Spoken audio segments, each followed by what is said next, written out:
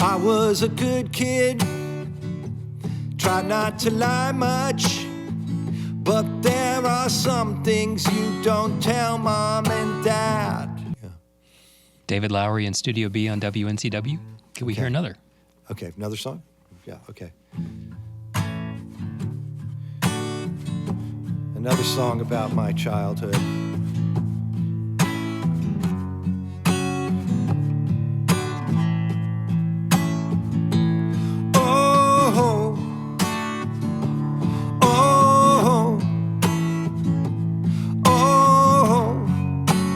Disneyland Jail. I was a good kid, tried not to lie much, but there are some things you don't tell mom and dad. Like the bottle in the brown bag and the Ziploc baggie I got from the bikers I worked with downtown. They thought I was older, 'cause I worked a night shift, emptying jukeboxes for Mongols MC.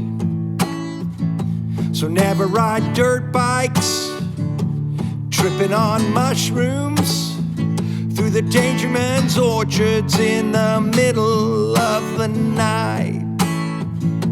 And never climb the water tower, drunk as heck on vodka. You just might end up in the county morgue. We took all the mushrooms in the Disneyland parking lot. Dale had a puffy down jacket, put the vodka up one sleeve. He looked like a bodybuilder, but only on one side. So we rolled up a t-shirt, stuck it up the other sleeve. And never take mushrooms and ride on Space Mountain. You just might end up in the Disneyland Jail. Never drink vodka, pass out on the monorail. You just might end up in the Disneyland Jail.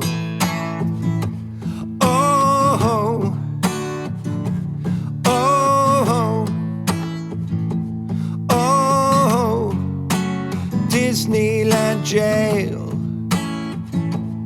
Oh, oh, oh, Disneyland Jail. Then you get older, you have some teenagers. You say, oh my God, please don't do the stuff that I did. Stay in the chess club, run for student council, keep playing clarinet in the marching band, and never take mushrooms and ride on Space Mountain. You just might end up in the Disneyland Jail. And never drink vodka and pass out on the monorail. You just might end up in the Disneyland Jail.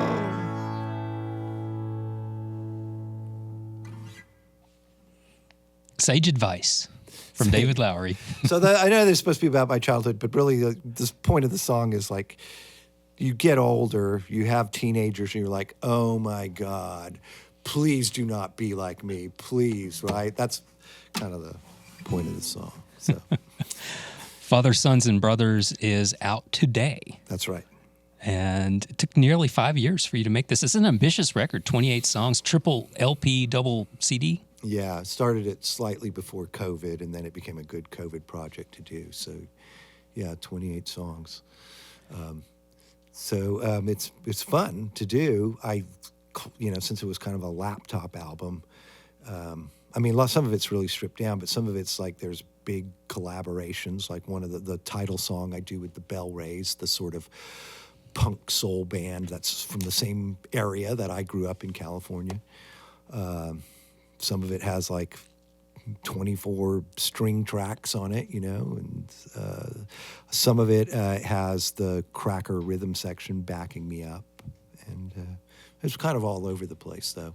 Fits sort of, to me, it fits between like Camper Van Beethoven and Cracker sonically, with a little more of a songwriter's edge to it, You talked about how you did not want to write an autobiography like a book. Yeah. That would be too predictable. Instead, you're doing this, but it Well, seems it's also like a whole new skill set to have to learn to write and stitch a story together in chapters and figure out what's important to talk about.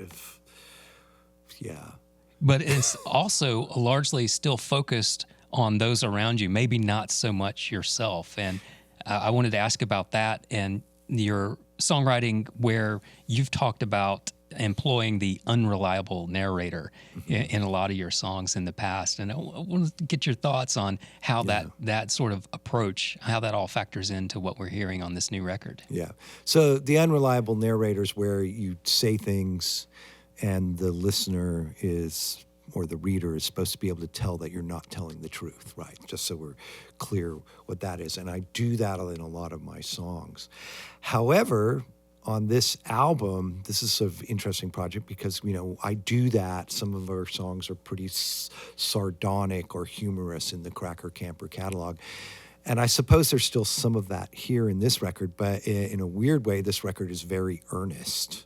Like one of the first songs I had an idea for is like, I want to tell about my sister Sandra. I want to write a song about my sister Sandra, who's disabled, who was born with CP, but she lived a relatively normal life. She had jobs, she drives a car, she got married, she had kids. And so like some of this is like, hey, I want to thank my sisters, my family, but also I think it's interesting background to sort of explain, where I come from, like what might have, made me write the songs that I wrote and stuff like that, and things like that.